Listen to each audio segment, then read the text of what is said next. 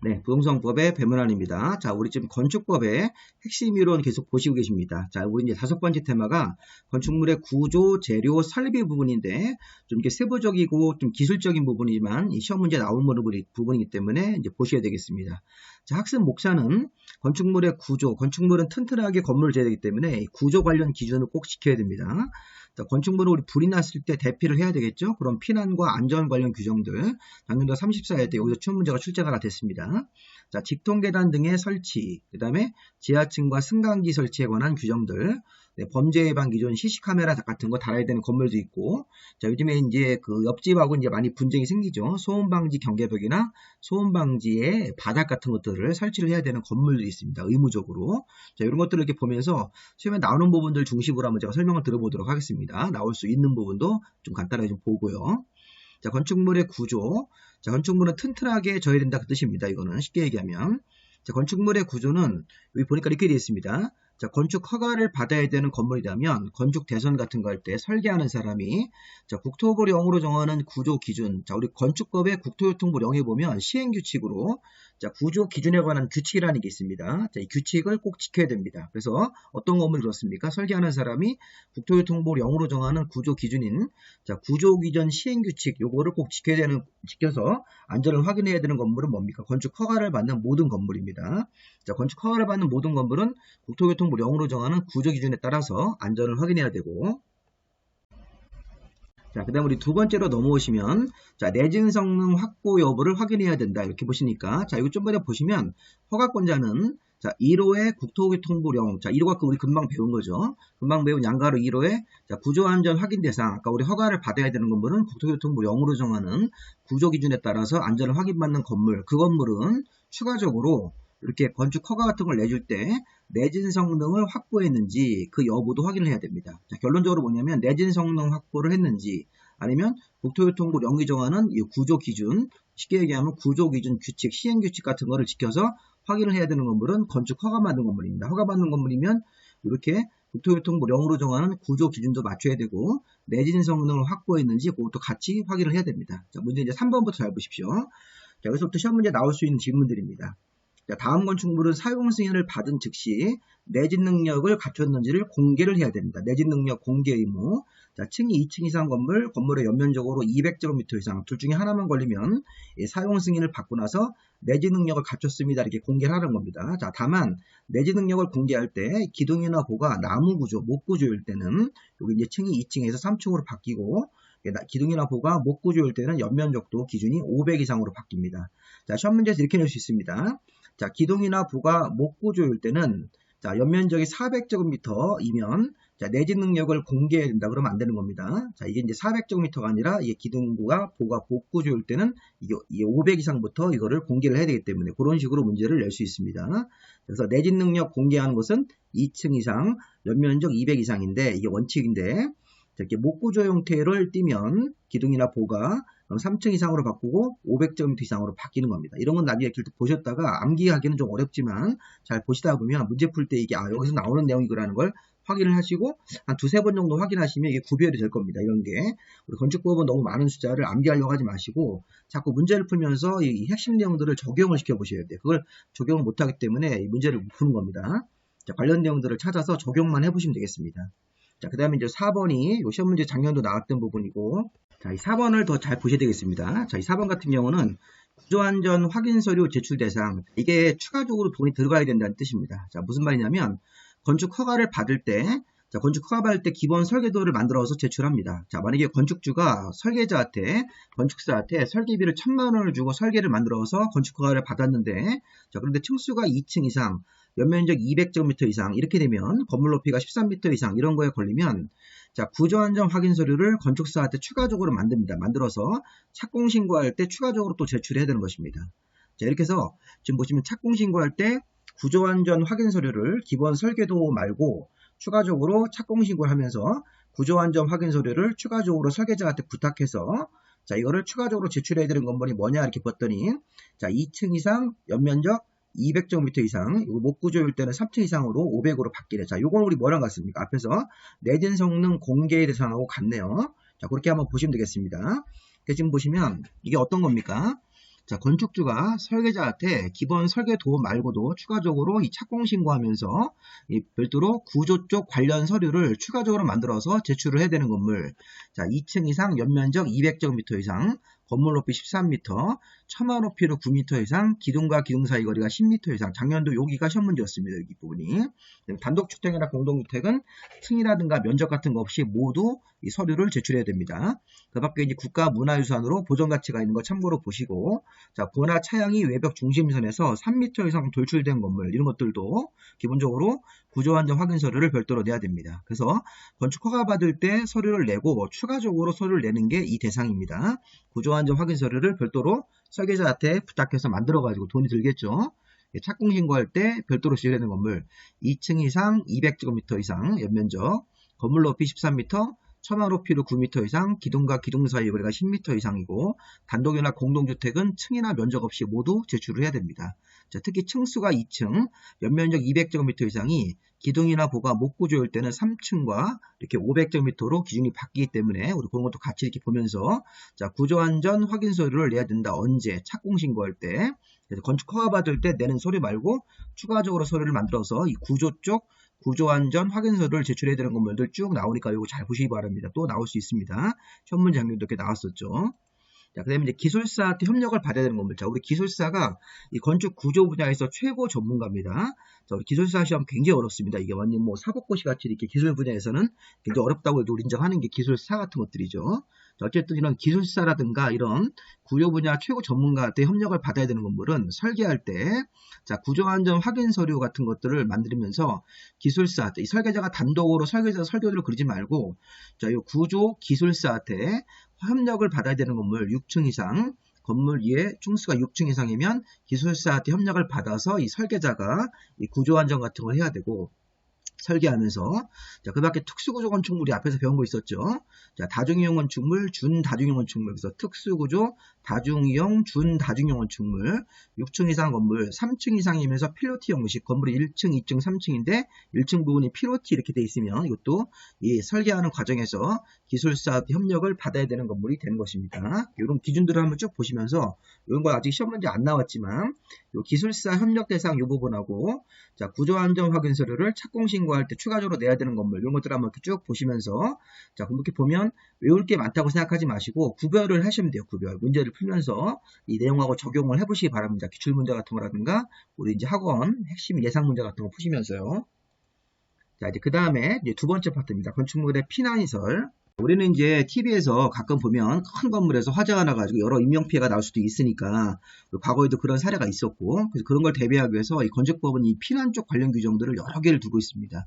자, 최근에 여기서 시험 문제가 나오고 있어가지고, 이 중개사가 이게 공인중개사 시험의 좀 범위를 벗어나는 것 같습니다. 이게 거의 뭐 건축기사라든가 이 건축사 시험에 나올 만한 부분들이 문제가 나와가지고 좀 애를 먹는데, 자, 시험에 일단 나온 부분을 체크를 한번 해보겠습니다. 33회 때 뭐가 나왔었냐면, 대지 안에 이렇게 피난을 하기 위해서 통로를 설치된다. 이 제목을 보면 잘 모르니까 그림 잠깐 보겠습니다. 자, 이게 문화 및 집회시설이면 공연장 같은 거죠. 공연장인데 이게 500제곱미터 이상이면 여러 사람들이 모여서 문화 공연 같은 걸 구경하다가 불이 나면 이 출입문을 통해서 빨리 이렇게 바깥으로 대피를 해야 됩니다. 그래서 이 통로의 이 폭을 말합니다. 폭. 자, 우리 바깥에 이렇게 나무 같은 거 심고 막 조경 같은 걸 해서 들어갈 수 없는데, 이 출입문 쪽에서 도로 쪽으로 빨리 대피를 해야 되죠. 대피할 수 있는 이 폭이 문화 및 집회 같은 것 등은 500제곱미터 이상일 때 이 폭이 3m 이상은 적어도 돼야 된다. 이거를 시험 문제를 낸 겁니다. 33일 때. 이렇게 보면, 여기 보시면 건축물의 대지에서는 주된 출구와 피난 계단으로부터 도로나 이 공지 쪽으로 통하는 통로, 이게 무슨 얘기입니까? 읽어보시면 다 어려운데, 주된 출구와 피난 계단으로부터 이렇게 보면 이 건물 안에 이제 그 피난 계단 같은 게 있습니다. 건물 안에 피난 계단하고 이 주된 출구로부터 이 도로 쪽으로 나가는 통로를, 요 길이를, 요 폭을 3m 이상 통로를 내야 됩니다. 자, 왜 그러냐면 여기, 자, 500제곱미터 이상의 문화 및 집회, 종교, 의료, 위락같이 사람들이 많이 모이는 그런 건물일 때는 3m 이상 유효폭으로 통로를 설치해야 된다. 통로, 이 통로를 말하는 겁니다. 자, 단독주택의 통로를 만들 때는 0.9m 이상이고, 자, 그 밖의 건물들은 1.5m라서 요 30cm 여기다가 가로를 만들어 놓고 이거를 찾는 겁니다. 이런 식으로 문제를 내면 이건 거의 건축 기사 시험의 범위를 좀 벗어나는 형태이기 때문에 이런 문제 나왔을 때 이건 강사들도 못 풉니다. 이런 것들은. 이런 거를 뭐 건축법의 내용들이 한두 개가 아닌데, 그래서 이제 학원 강사들이 이런 걸 그 30점 때 빼고 가르칩니다. 어렵다고. 근데 이 시험 문제가 나오는 거 보면 출제위원들이 학원에서 안 가르치는 것만 골라서 내는 부분도 조금 있는 것 같으니까 일단 한번 나온 게 또 나올 수도 있습니다. 그래서 그런 부분들은 좀 잘 찍어야 되는 측면도 있습니다. 사실은. 어쨌든 이 문제는 심화 문제로서 33회 때 나왔던 건데, 이 통로의 개념 아시겠죠? 이 건물의 주 출입문으로부터 이 도로 쪽으로 나가는 출입문, 여기 통로에는 절대 뭐 나무를 심고 그러면 안 되겠죠. 사람들이 빨리 대피를 해야 되기 때문에 3m 이상 폭을 갖춰야 된다. 단독주택은 0.9m, 그 밖의 건물들은 1.5m 이상의 폭을 갖춰야 된다. 500제곱미터 이상의 사람들이 많이 모이는 건물, 이거 암기할 필요는 없습니다. 문화 및 집회, 종교, 의료같이 이렇게 대표적인 것만 읽어보시기 바랍니다. 자, 그 다음에 두 번째 보시면, 자, 이거는 우리가 이제 관람실로부터의 출구 설치인데, 이게 뭐냐면, 자, 다음 각 호의 건물들은 이런 관람실에서부터 복도 쪽으로 나갈 수 있는 출구를 설치를 해야 됩니다. 예를 들어서 보십시오. 이종글린 생활시설 중 공연장 같은 거로 이게 300제곱미터 이상인데, 자, 이 보십시오. 그림을 보겠습니다. 자, 평면 형태로 여기 무대가 있으니까 여기서 무슨 공연 같은 걸 보다가 여기서 이제 사람들이 객석이겠죠. 화재가 나면 이 복도 쪽으로 빨리 문을 박차고 나가야 됩니다. 이게. 핵심 포인트가 뭐냐면 이게 안 여닫이는 안 됩니다. 안 여닫이는 이 안에서 바깥으로 이렇게 안쪽으로 당겨가지고 문을 열 수가 없죠. 왜냐면 대피가 불이 났을 때는 사람들이 막 뒤에서 밀고 대피하려고 굉장히 아비규환 이런 상태니까 문을 박차고 나갈 수 있게 이렇게 바깥으로 밀고 나갈 수 있는 형태로 출구를 내야 된다는 겁니다. 근데 보니까 이렇게 돼 있어요. 이종글린 생활시설로서 공연장, 종교집회장이 300제곱미터 이상, 정확하게는 이게 300제곱미터 이상 500 미만짜리를 말하는 건데, 자, 이종글린으로 공연장, 집회장에는 사람들이 많이 모여서 공연을 보니까 또 종교활동 같은 거 하시는데, 300제곱미터 이상이면 관람장으로부터 바깥으로 이렇게 튀어나갈 수 있게, 복도 쪽으로 나갈 수 있게끔 이렇게 문을 바깥으로 밀어서 여는 형태로, 이렇게 하면 이건 안 됩니다. 자, 문을 몇 개 만든지를 알 필요가 없고, 이렇게 바깥쪽으로 나갈 수 있는 출구를 설치해야 됩니다. 여기 관람실에서 복도 쪽으로 나가는. 자, 여기서 우리 암기하실 게 뭐냐면 이렇게 외우세요. 이종글린으로 공연장 같은 건데 300 이상이면서 자, 문종위장 이렇게 외우십시오. 네 글자를 좀 외워주실 필요가 있겠습니다. 자, 문종위관, 문화 및 집회가 여기서 이제 이종근생으로 공연장보다 사이즈가 큰 것들이 있죠. 자, 문화 및 집회 같은 경우로 이제 이종근생인 공연장이면 이게 500 미만, 요 300 이상짜리를 말하는 거고, 문화 및 집회로 나오는 공연장이나 극장 같은 경우는 500 이상짜리인데, 전시장, 미술 전시장 같은 거라든가 동식물원은 제외입니다. 자, 이렇게 출구를 이렇게 설치하는 것들 의무사항은 아니다 이런 뜻입니다. 어쨌든 문종위관, 문화 및 집회, 종교, 요 종교도 이제 여기서 이종근생인 종교가 500 미만짜리고 500 이상 큰 종교시설을 말하는 겁니다. 위락시설, 장례. 자, 문종위장 이렇게 외우세요. 요건 좀 외워주실 필요가 있겠습니다. 그럼 제가 지금 설명하고 싶은 건 이겁니다. 자, 다음 각 호의 건물은 자, 관람실로부터 자, 여기 복도 쪽으로 나갈 수 있는 출구를 설치해야 된다. 이종근생 공연장 종교집회장이 여기 300 이상, 그 다음에 500 미만짜리라고 생각하시면 되겠습니다. 자, 그 다음에 추가적으로 500 이상의 문화 및 집회 같은 공연장, 500 이상의 종교시설, 자, 위락시설, 장례시설, 그래서 문종위장하고 이종근생으로 공연장 집회장이 300 이상짜리들은 지금 관람실로부터 복도 쪽으로 나갈 수 있는 이런 출구 같은 것들을 내야 됩니다. 자, 문의 형태는 안 여닫이 이렇게 안에서 당겨서 문 여는 문이 아니라 바깥으로 밀고 나가는 문 형태로 설치해야 됩니다. 이종근생으로 공연장, 종교집회장 300 이상이고 문종위장인데 이 문화 및 집회에서 이 전시장, 미술전시라든가 동식물원은 이렇게 의무조항은 아니다. 의무에는 의무는 아니라는 것이죠. 다음, 양가로 3번이 이 장려대 시험 문제입니다. 자, 이거 뭐냐면 건물 바깥쪽으로 나가는 출구. 자, 이것도 출구네요. 앞에 것도 출구고 지금 이것도 출구인데 이거는 뭐냐면 자, 좀 전에 봤던 게 요겁니다. 여기 아까 좀 전에 봤던 건물들은 요 건물 관람장, 건물 여기 무대에 있고 관람장으로부터 이 복도 쪽으로 나가는 이 출입문을 출구를 설치하는 거고 지금은 이 복도 쪽에서 대지 쪽으로 나가는 출구를 설치를 하는 겁니다. 이렇게. 자, 이것도 우리가 이제 안 여닫이는 안 되고 바깥으로 밀어서 나가야 되겠죠. 불 났을 때는 막 뒤에 사람들이 밀리기 때문에 바깥으로 치고 나가야 됩니다. 이런 식으로. 자, 이건데. 자, 아까 배운 거는 요 관람장에서 복도 쪽으로 나가는 출구를 설치하는 것들이 있었어. 5개가 있었습니다. 그러니까 이종글린으로 공연장이나 종교집회장 300 이상짜리들. 그 밖에 문종위관이 있었죠. 문종위장입니다.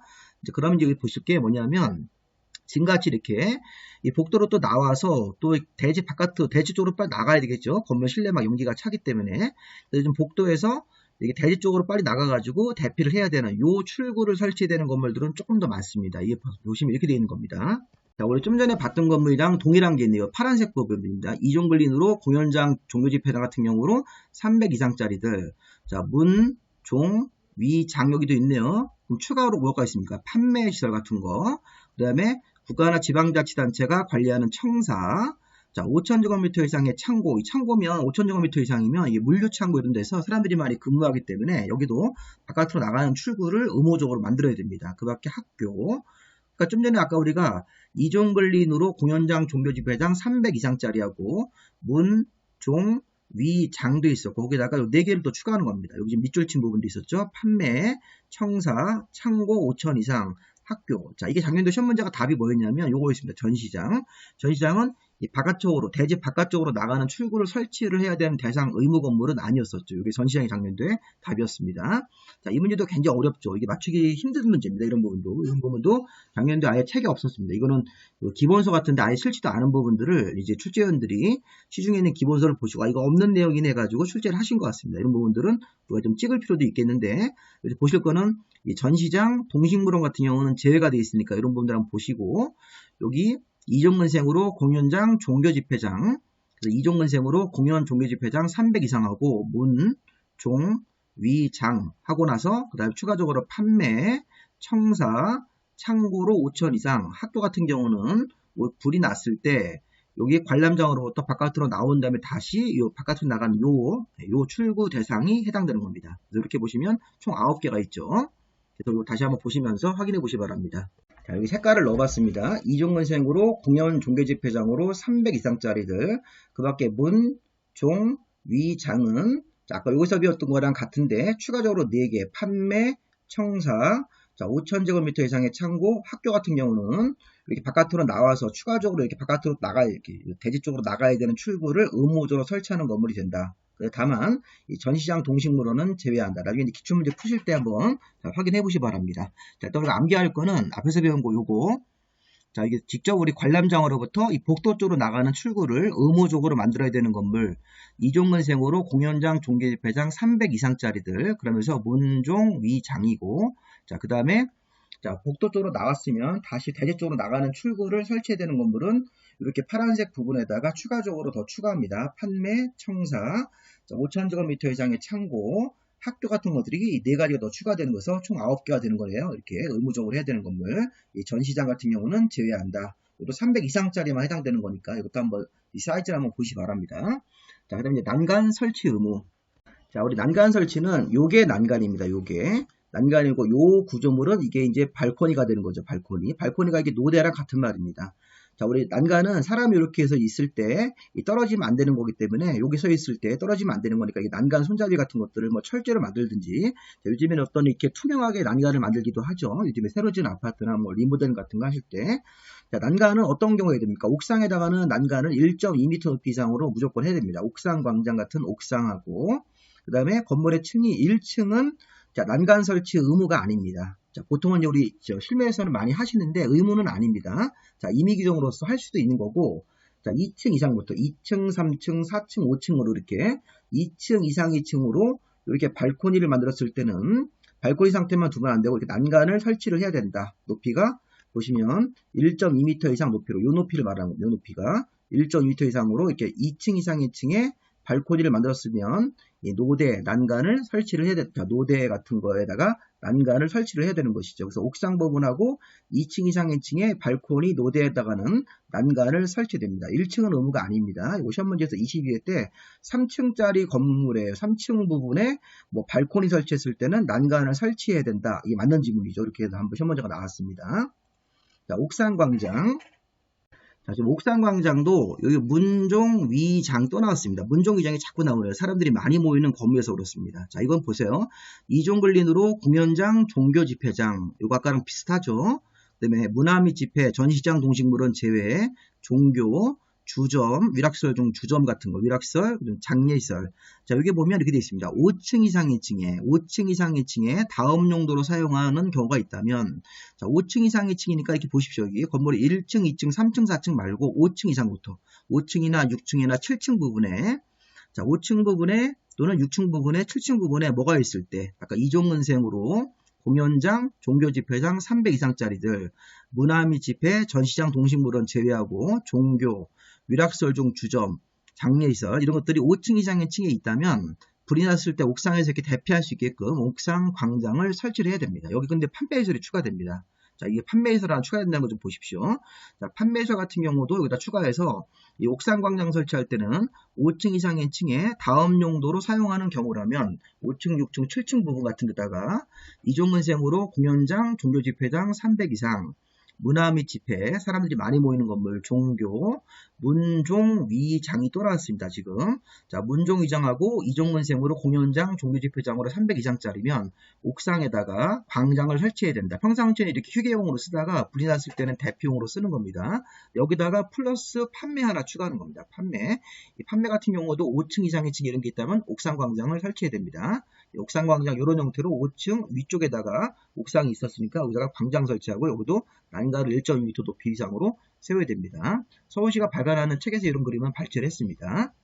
자, 건축물의 외부 공간 설치. 자, 외부 공간은 자, 이게 보시면 자, 이 부분은 무슨 말이냐면 이게 지하 공간에다가 이렇게 지금 요 그림처럼 위에가 이 덮개가 없는 형태의 구조를 통해서 대피할 수 있게 외부 공간을 설치해 줘야 됩니다. 천정 공간이 개방된 보시면 3,000제곱미터 이상의 공연장, 집회장, 관람장, 전시장이 요 지하 부분입니다. 그 지하 부분에 3,000제곱미터 이상의 사이즈를 내서 공연도 보고 또 사람들이 모여서 집회도 하고 관람 같은 거, 영화 관람 같은 거, 전시 같은 용도로 쓰면 그때는 여기서 이렇게 건물 바깥으로 나와가지고 이쪽으로 빠져나오는 게 아니라 외부 공간에서 바깥으로 튀어나올 수 있게끔 이 개방 공간을 별도로 만들어야 됩니다. 이게 이제 외부 공간, 외부 개방 공간, 천정이 개방된 외부 공간을 설치를 해야 된다. 이렇게 해서 자, 이건 이제 2,000제곱미터 이상으로 시험 문제에서 바꿨습니다. 요거 2,000제곱미터가 아니라 3,000제곱미터 이상의 공연, 집회, 관람, 전시장입니다. 이걸 좀 외우기는 어려운데 뭐 전공, 직관 이렇게 전공, 직관 이런 식으로 이렇게 앞글자를 따서 외우는 경우도 있는데 사람들이 많이 모이는 건물 4개입니다. 전공, 직관, 전시장, 공연장, 집회장, 관람장 이런 형태로 3,000제곱미터 이상 공간이 지하에 설치되면 지하에서 발이 이렇게 나와가지고 대피할 수 있게 천정이 개방된 불이 났을 때 연기도 빨리 빠질 수 있게끔 이런 식으로 외부 공간을 설치를 해야 됩니다. 이렇게 법적으로 의무입니다. 자, 그다음에 헬리포트. 헬리포트는 이제 우리가 환자가 발생하거나 급한 환자가 아니면 이제 불났을 때 위쪽으로 이렇게 옥상 올라가서 헬기가 착륙해가지고 이제 대피할 수 있는 그런 헬리포트, 헬기 착륙장을 만드는 건데, 자, 이건 뭐냐면 11층, 여기서 포인트는 헬리포트는 11층 이상이면서 11층 이상 부분의 면적이 10,000제곱미터라는 조건이 두 개가 모두 충족해야 됩니다. 자, 11층 이 그림 보시면 여기 15층이니까 11층 이상이죠. 건물의 층은 지상으로만 세는 겁니다. 그럼 11층 이상인데 11, 12, 13, 14, 15, 11층 이상인 층이 면적을 다 10,000제곱미터라고 이 면적이 10,000제곱미터 이상입니다. 합쳐가지고. 그래서 11층 2,000, 12층 2,000, 13, 14, 15가 각 2,000씩 하면 5개 층이 생긴 거죠.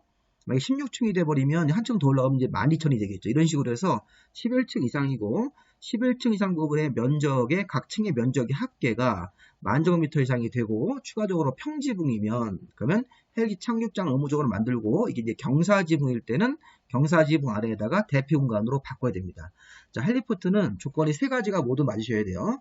자, 11층 이상도 돼야 되고 11층 이상인 층의 면적을 다 더해서 10,000제곱미터 이상이 돼야 되고 옥상이 평평한 지붕일 때는 헬리포트를 의무적으로 만들고 자, 요 조건을 맞추면서 경사지붕으로 만들었을 때는 경사지붕 만들고 대피 공간을 만들어줘야 된다. 이런 식으로 해서 헬리포트 설치 대상 같은 경우를 한번 보시기 바랍니다. 자, 그 다음에 이제 우리 거실. 자, 우리 건축물의 실내에 자, 우리 천정 부분을 마감하는 게 거의 반자가 되는 겁니다. 반자. 자, 우리 이제 보통 건축물의 실내에 들어가면 천정을 이렇게 깔끔하게 마감하기 위해서 반자라는 걸 설치하는데 요즘에는 이제 우리 카페라든가 이런 데서는 인테리어 기법상 콘크리트 같은 구조물이라든가 이런 볼을 콘크리트라든가 아니면 그런 형태 자체를 그냥 그대로 노출시키는 경우도 있습니다. 어쨌든 이 반자가 설치가 되면 반자가 없으면 바로 이제 천정 부분이 보이겠죠. 시멘트라든가 콘크리트 부분이. 근데 만약에 반자를 설치했다면 이 반자 높이가 2.1m 이상으로 해야 됩니다. 자, 이렇게 반자 설치를 할 건지 안 할 건지는 건축주가 자율로 선택하고 만약에 반자를 설치를 했다면 반자 높이는 2.1m 이상 높이를 지켜야 된다. 다만 공장이나 창고, 위험물 저장, 자원 순환시설 같은 고물상 이런 경우는 반전 높이를 2.1m 이상으로 하지 아니할 수 있습니다. 이건 제외이기 때문에. 자, 우리 건축물의 거실에는 자, 햇볕이 들어올 수 있게 채광창을 거실 바닥 면적의 10분의 1 이상으로, 환기창을 거실 바닥 면적의 20분의 1 이상으로 이 창문 크기를 만들어야 됩니다. 자, 지금 채광창이 더 커야 되죠? 거실 바닥 면적이 만약에 100제곱미터면 100제곱미터의 10분의 1이니까 10제곱미터 이상으로 창문 크기를 내야 되고, 이 환기창은 거실 바닥 면적이 100이면 20분의 1이기 때문에 5제곱미터 이상으로 창문 크기를 내야 됩니다. 그러니까 반장 높이 2.2m 이상으로 설치를 해야 되고, 건축물 거실에 자, 만약에 창문을 뚫었을 때는 채광창이 더 크다, 환기창보다, 이런 식으로 해서 그 사이즈 같은 경우는 한번 보시기 바랍니다. 10분의 1, 20분의 1 거실 바닥 면적에. 그 다음에 우리 9번 내화구조 건축물. 자, 이거 조금 어려운데 제가 하나 좀 예상을 한번 해보면요. 자, 다음의 건축물이 뭐 기역번부터 미음번까지 여러 가지 건물들이 또 있습니다. 여기 등이기 때문에 더 있는데, 자, 중요한 건 이런 거 한번 좀 보세요. 다음의 건축물은 건축물의 주요 구조와 지붕을 내화 구조로 의무적으로 해야 됩니다. 자, 여기 뭐 예외가 있는데 이건 참고로 보시고, 자, 다음의 건축물이 뭡니까? 자, 이종 걸린 생활시설 중에서 공연장이나 종교집회장으로 300 이상짜리들. 자, 공연장이나 종교집회장으로 쓰는 면적의 합계가 300제곱미터 이상, 바닥 면적이 합으로 봐야 되겠죠. 자, 300제곱미터 이상이네요. 자, 이종건생으로 공연장이나 종교집회장이 300 이상이면 이게 300 이상 500 미만이죠. 자, 우리 예전에 이종건생의 공연장이나 종교집회장은 원래 500 미만이라는 사이즈 제한이 있으니까, 이런 것들은 이종건생으로 공연장, 종교집회장이 300 이상 500 미만, 네, 그렇게 그 정도 사이즈는 주요구조물을 내화구조로 써야 됩니다. 근데 지금 문화 및 집회시설 분류되는 공연장, 극장 같은 거, 문화 및 집회, 전시장, 동식물은 밑에 줄에 있네요. 제외가 되는 건데, 자, 문화 및 집회나 종교, 위락시설 중에서 주점 이런 것들은 관람실 집회장 면적으로만 계산해서 200 이상입니다. 자, 지금 제가 이걸 분홍색으로 표시한 이유는 뭐냐면, 요 이종근생으로 공연장, 종교집회장 요 300 이상짜리들은 이 해당 공연장 전체 바닥 면적의 300 이상이면 주요구조물을 내화구조로 써야 되는데, 이 문화 및 집회시설, 공연장 같은 것들, 종교, 위락시설 중에서 주점 같은 것들은 요 관람실 사이즈만 재가지고 200 이상이면 이게 주요구조물을 내화구조로 써야 됩니다. 자, 어려우시면 이렇게 하세요.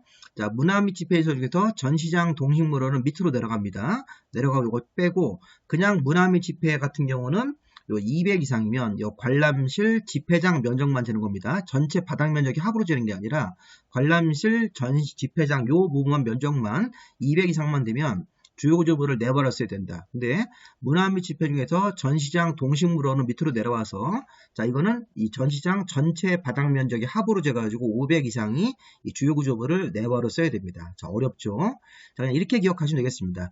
자, 이 전시장, 동식물원을 제외한 문화 및 집회는 200 이상부터, 그다음에 전시장, 동식물원 같은 경우는 500 이상부터가 주요구조물을 내화를 써야 됩니다. 자, 이 두 개만 기억하시면 되겠습니다. 다 보시면 너무 어려우니까요. 한번. 자, 다음의 건축물은 주요구조물을 내화구조로 써야 된다. 내화, 화재에 견디는 구조.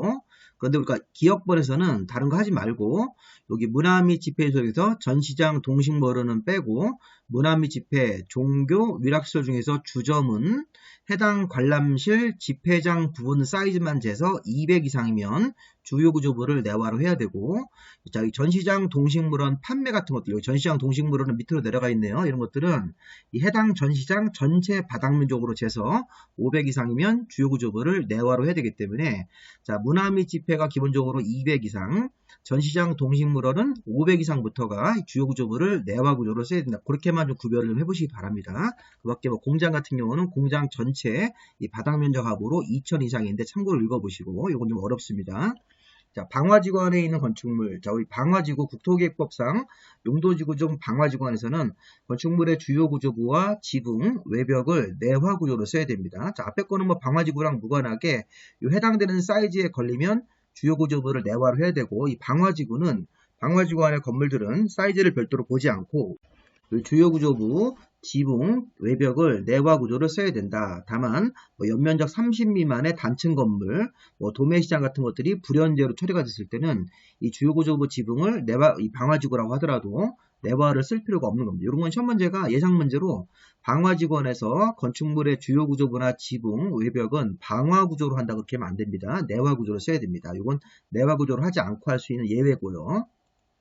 자, 대규모 건축물의 방화벽은, 자, 이 건물이 이렇게 있는데, 자, 건물이 여기 1층짜리 건물의 연면적이 1천 이상이면, 이렇게 벽을 막아서 이 두 개의 공간으로 구획을 하는 겁니다. 이렇게 방화벽을 쳐서 한쪽에서 불이 나면 요 뒤쪽편으로 번지지 않게끔 방화벽으로 구획을 해야 되는데, 이 방화벽으로 이 전체가 만약에, 예를 들어서, 1500이다. 전체 연면적이 1500이다. 그러면 1000제곱미터 이상에 들어가죠. 그럼 방화벽으로 구획을 하는데, 구획을 할 때, 1000 미만이 되게, 이쪽 공간도 1000 미만, 여기도 1000 미만이 되도록 이렇게 해서 750, 750 벽두께는 무시하고 이런 식으로 방화벽으로 구획을 해야 됩니다. 그래서 대규모 건축물 1000제곱미터 이상이면 화재가 이렇게 한쪽에서 났을 때 다른 쪽 부분으로 번지지 않게끔 중간에 방화벽으로 구획을 하고, 이 구획된 이 각각의 공간은 1000 미만이 돼야 되는 것입니다. 13번 소방관 진입창. 자, 이거는 11층 이하층이네. 자, 여기까지 만약에 11층이면 11층 이하 부분에서는 소방관이 진입할 수 있게 창을 만들고 요 식별 표시를 해줘야 됩니다. 요 식별 표시라는 게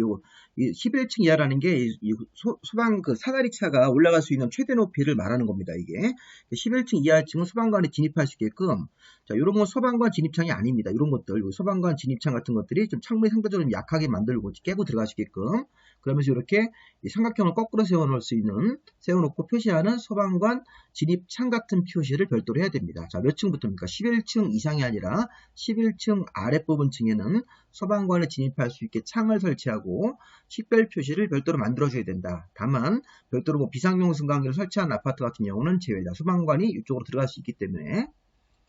자, 피난 안전구역 초고층 건물에는 이거 옛날에 한번 했었죠. 초고층 건물이 50층 이상인데, 그러면 30개 층마다 1개 이상 피난 안전구역을 만들어야 되고, 준초고층 건물, 자, 30층에서 50층 사이인 준초고층 건물 같은 경우는 해당되는 준초고층의 절반 정도, 2분의 1층에서 위로 상하 5개 층 사이에다가 1개 이상의 피난 안전구역을 만들어야 됩니다. 그림 보시면, 자, 100층짜리 건물이 있습니다. 그럼 30개 층 올라갈 때마다 이 초고층 건물이죠. 100층이니까 지상.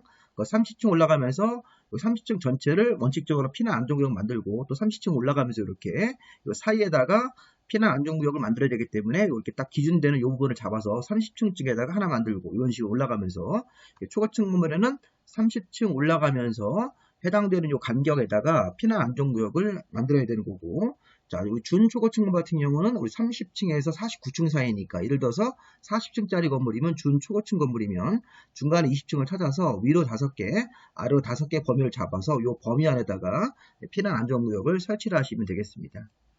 자, 그 다음에 우리 진도를 이제 이 세 번째로 파트로 넘어갔습니다. 직통계단 등의 설치. 자, 그 다음에 우리가 이제 직통계단 설치 규정을 보겠습니다. 자, 직통계단은 여기 불이 났을 때 계단으로 내려가서, 직통계단 형태로 내려가서 이제 빨리 피난층으로 나갈 수 있는 그런 계단을 말하는 건데, 이 직통계단 핵심은 30m, 여기 50m라는 게 핵심입니다. 여기 보시면, 이 건물의 각 건물 실내 거실로부터 계단까지 있는 보행거리가 30m 이하가 되도록 해야 된다. 이 그림을 먼저 보면, 자, 이게 직통계단 이런 형태입니다. 우리가 이것도 이제 서울시가 발간한 이 책에서 발췌를 한 건데, 자, 이 거실을 이렇게 거치지 않고 이 계단에서 한 번에 계단을 들면 쭉 내려가서 바로 내려가는 거죠. 이런 식으로. 이 계단 내려가서 또 거실 통해서 바깥쪽 저런 쪽으로 계단 돌지 않고 바로 계단이 쭉 이어지는 형태가 직통계단인데, 직통계단을 만들 때 건물의 여기 거실 1, 2, 3 중에서 3번 거실이 계단까지 가장 거리가 멀죠. 그러면 이 거실에서 이 출입문이 있고, 자, 여기서부터 이 계단으로부터 가장 먼 지점 위치를 잡아서 이렇게 문을 열고 나가가지고 계단까지 도착하는 거리가 30m 이하, 이게 보행거리입니다. 자, 거실 3이 30m 이하면 2번하고 1번 거실은 계단으로부터 더 가깝기 때문에 30m 이하가 될 겁니다. 자, 이런 거리도 표시할 수 있죠. 계단이 이렇게 표시가 되어 있을 때 평면 형태로 건물의 각 계단으로부터 거실의 가장 먼 부분으로부터 계단까지 도착하는 거리가 기본적으로 30m 이하가 돼야 되는 것입니다. 다만 이게 이제 건물 자체가 주요구조부나, 자, 이 주요구조부가 내화구조나 불연으로 처리했을 때는 이게 50m 이하로 바뀌죠. 이게 무슨 얘기냐면 보십시오. 자, 지금 직통계단에 설치할 때 이 계단까지 보행거리가 중요한 겁니다. 자, 보시면 직통계단을 거실 각 부분으로부터 계단까지, 건물의 거실로부터 계단까지 도착하는 거리가 30m 이하인데, 건축물의 주요구조부가 내화나 불연 재료를 썼을 때는 50m 이하로 바뀐다. 그리고 16층 이상의 공동주택 부분은 16층 이상층에 대해서 40m까지로 이 계단까지 가는 거리를 약간 줄여주는 겁니다. 이렇게. 자, 이것도 내화구조나 불연지를 갖췄다면 16층 이상의 공동주택 부분이고 16층 이상 부분만 이 계단까지 도착하는 거리를 40m 이하로 이렇게 그 길이를 줄여주도록 되어 있습니다. 그래서 우리가 이 계단까지 가는 거리가 멀면 멀수록 좀 위험하죠. 기준 자체가 원칙적으로 30m 이하, 사람이 숨을 참고 이 계단까지 갈 수 있는 거리가 뭐 기본적으로 30m라고 잡고, 근데 건축물의 주요구조부가 내화 구조로 처리가 됐을 때는 계단까지 가는 거리가 50m로 늘어날 수 있고, 16층 이상 공동주택 같은 경우는 높은 층은 빨리 대피할 수 있게끔 이 거리를 16층 이상 부분은 40m 이하로 조정을 해주는 겁니다. 그리고 이게 공장 같은 경우는 75m까지 거리를 낼 수 있고, 이게 무인화 공장, 스프링클러 같은 자동 소화 설비가 설치된 공장은 75m까지 계단까지 가는 거리를 멀리 할 수 있고, 또 이게 무인화 시스템 공장일 때는 100m까지 그 계단까지 가는 거리를 늘릴 수도 있습니다. 참고로 보시고, 요 계단까지 가는 거리를 30m, 50m, 또 경우에 따라서는 아까 16층 이상 공동주택 중에서 16층 이상 부분은 40m까지 계단까지 가는 거리를 재시면 되겠고, 자, 이번에는 피난계단, 특별 피난계단의 설치. 자, 건물을 짓고 계단을 만들 때 직통 계단을 상대적으로 안전한 계단으로 만들어야 되는 건물이 있습니다. 자, 어떤 건물이냐면, 자, 건물이 이렇게 있을 때, 자, 만약에 건물이 지상으로 7층이고, 뭐 지하로 4개층이 있다 그러면 5층 이상 부분하고 지하 2층 이하인 부분들, 그러면 뭐 지하 1층은 들어가지 않겠죠. 만약에 건물이 지상 7층, 지하가 3개층이 있으면 5층 이상 부분하고 지하 2층 이하 부분은 이 직통계단 구조가 피난계단 또는 특별 피난계단 형태로 만들어야 된다. 자, 근데 여기 보세요.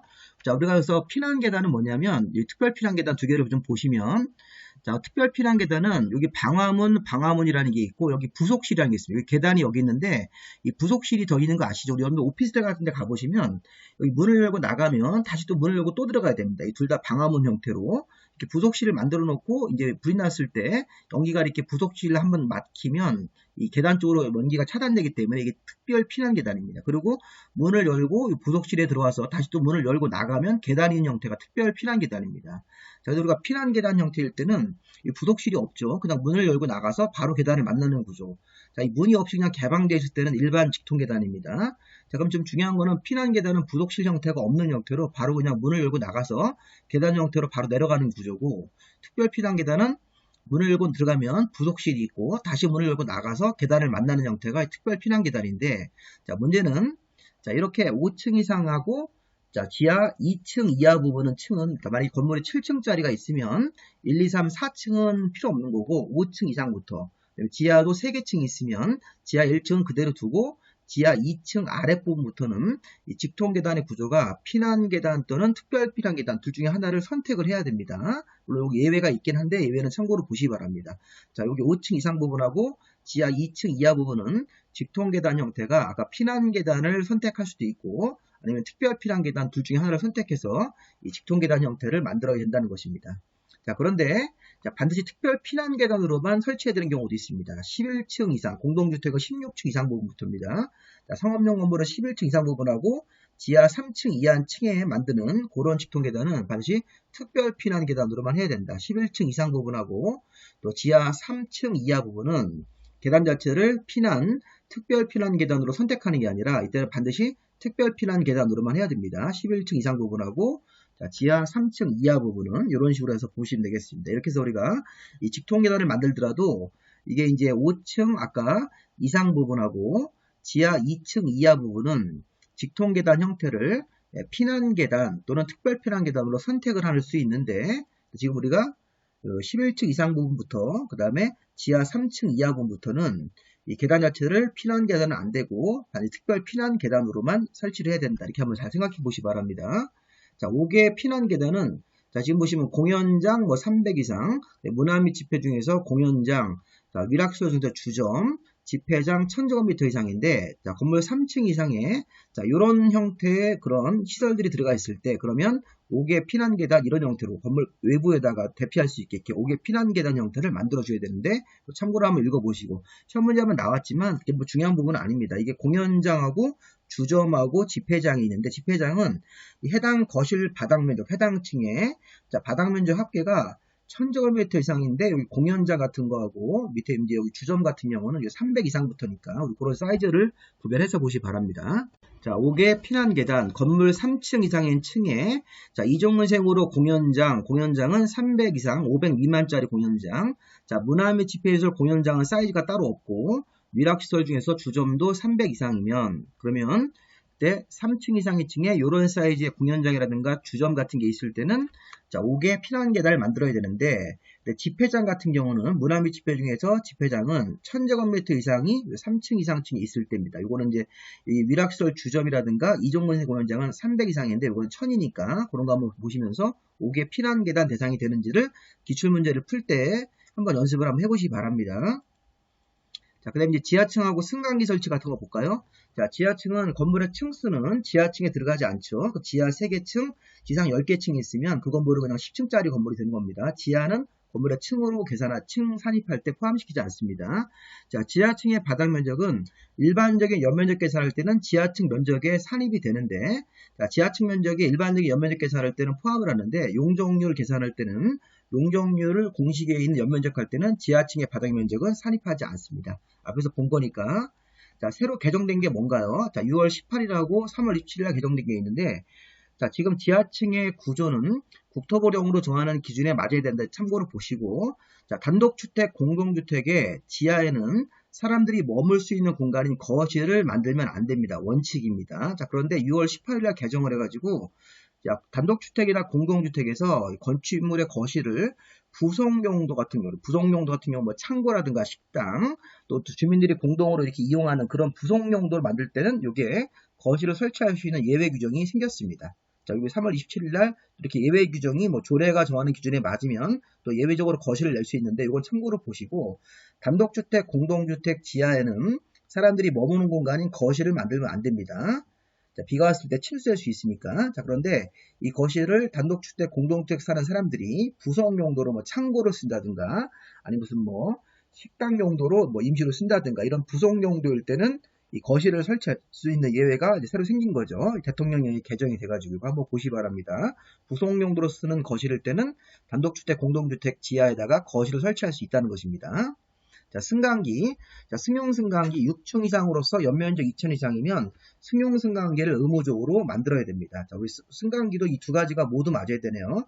6층 이상이고 건물의 연면적이 2000 이상 건물일 때는 이 건물 내에다가 승용승강기를 한 대 이상을 설치를 해야 되는데, 자, 건물이 만약에 7층짜리고 연면적이 1500이면 승강기 의무는 아닙니다. 다만 이제 6층 이상이고 2000제곱미터 이상 두 가지가 모두 맞으면 승강기를 건물 안에다가 의무적으로 설치해야 되고, 다만 층수가 6층짜리 딱 6층짜리 건물이고 건물 거실 바닥 면적의 300제곱미터마다 계단을 직통계단을 여러 개를 만들어주면 승강기 의무 대상에서 예외가 됩니다. 6층짜리 건물이고 건물의 전체 이 바닥 면적에서 300제곱미터씩 잘라가지고 계단을 한 개 이상 만들어줬을 때는 그 계단 같은 경우로 대피할 수 있기 때문에 승강기를 의무적으로 설치하는 건물 대상은 아니라는 겁니다. 주로 학교 같은 건물에 해당될 수 있겠죠. 학교라든가 기숙사가 6층짜리 건물로 짓고 건물의 연면적이 2000 이상으로 크더라도 300제곱미터마다 자르면서 계단을 만들어주면 그쪽으로 이렇게 이동할 수 있기 때문에 승강기의 의무 대상에서 제외가 되는 겁니다. 어쨌든 승강기는 파란색이 중요합니다. 6층 이상으로서 연면적이 2000 이상 두 가지가 모두 맞으면 승강기를 건물 내에다가 의무적으로 설치해야 되고, 그 다음에 이제 일반 승강기 이외에 비상용 승강기를 추가적으로 만드는 또 기준이 있습니다. 이거 그냥 이것만 보십시오. 건물 높이가 30m가 넘어가면 일정한 기준에 따라서 비상용 승강기를 한 대를 만들든지 또는 뭐 두 대를 만든지 이렇게 건물 사이즈가 이제 크면 클수록 1500, 3000 같은 기준이 넘어가면 비상용 승강기를 추가적으로 만드는데, 여기서는 그냥 30m가 넘는 건물이면 그러면 일반 승강기 만들고 추가적으로 만드는 거는 우리 비상시에 대피용으로 쓸 수 있게끔 비상용 승강기 형태로 추가적으로 만들어야 되는 겁니다. 30m가 넘는 건물일 때는. 자, 일반 승강기 한 대 만들고 추가적으로 만드는 승강기는 이 비상용 승강기를 설치해야 되는 건물이 30m가 넘는 건물입니다. 아무도 빨리 움직이는 승강기겠죠. 비상용이니까. 자, 비상용 승강기 설치 대상 높이가 30m가 넘으면 일반 승강기는 6층 이상으로서 연면적 2000 이상이 두 가지가 모두 맞으면 승강기 일반적으로 설치하는 건물이 되는 것입니다. 자, 마지막으로 우리 범죄 예방 기준, 소음 방지 경계벽 바닥 쪽을 보겠습니다. 자, 우리가 범죄 예방 기준은 우리 CC 카메라 같은 걸 달아서 범죄 예방 같은 시설을 만들라는 얘기인데, 자, 범죄 예방 기준이 이 범죄 예방 기준에 따라서 건축해야 되는 건물. 자, 우리가 기본적으로 주택 같은 것들이 있습니다. 아파트 연립 다세 같은 것들. 자, 일종근생으로 소매점이 편의점 같은 거. 자, 이종근생으로 다중생활시설이 이게 500 미만의 고시원입니다. 자, 문화 및 집회시설, 공연장, 교육연구시설, 학교라든가 기숙사.